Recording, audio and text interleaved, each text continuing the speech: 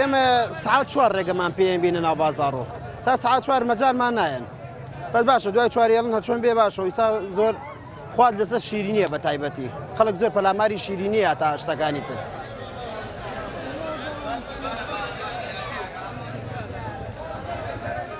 وڵا پێداوەتی ڕەمەزانەکردن و شتیان پێویستە و سعات تقریبا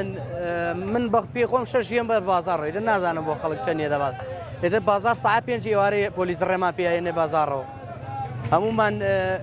ئیتر پێداوەتی ژیان ئێنینە بازار و خەڵکیش لێمانەکڕێت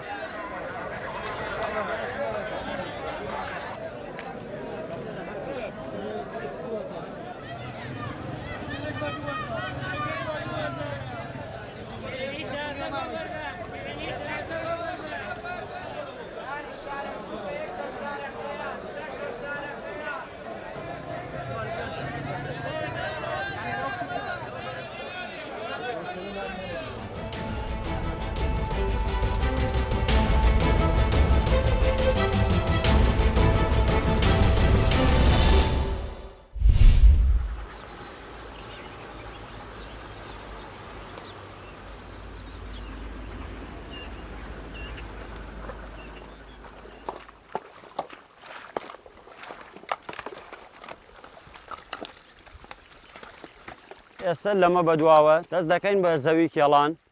بۆ گۆلبڕین و مەرەزەکردن ئیتر ئێمە زەویەکە ئامادە دەکەین دەیکێڵین خەرماشەی جوان لێ دەدەین بەباری گۆلە پاشان دەست دەکەین بە ئاودان زەویەکە ئاو دەدەین ئاوا بە هەرەوەزی دێین دەست دەکەین بە گۆلبڕین تقریبەن بۆ 15 و ئەو ناوە ئیتر دەست دەکرێت بە گۆلبڕین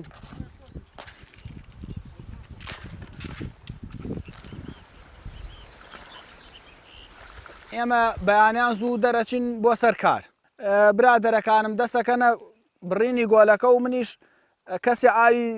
زیایە بۆی ئەبڕم کەسێک کەمێ بۆی هەڵەکەم بەدەر لەوەش من ئیشەکەی من تۆودانە سەرپەرشتی ئیشەکە ئەەکەم و ئێ تۆوەکەش بدەم ئەو تۆوەیش ناوێ ئاوابی وەشێنی ئەوێ ئاوابی چێنی لەبەرەوە بڕاتە ناوی قوڕەکە لەبەرەوە ئاوەکە هەڵی نەداتەوە دووبارە بچێت لە دەمکەلەکان ئاخر بێ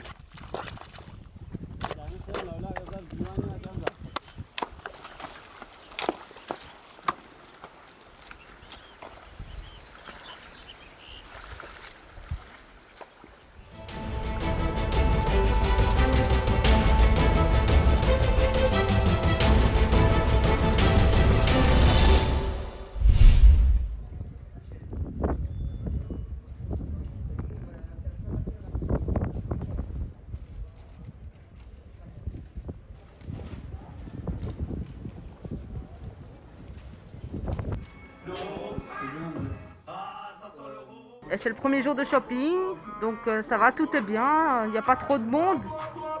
tout est bien propre avec les distances, j'ai mis mon masque et quand le vêtement est essayé, après ils le mettent au stock pour pas que les gens le remettent. Donc voilà, j'ai acheté un training, il y avait une promotion dessus, donc je suis contente, tout s'est bien passé.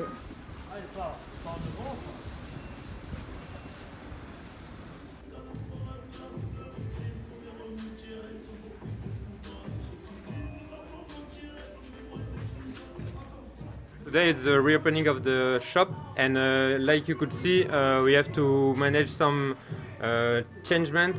in the store, like this kind of changement to protect us. Any contact, we have to wear some mask. We get the alcoholic gel for us and for the public. So you could see inside the store, you will see then we put some scotch, some advice for the people to respect the distance.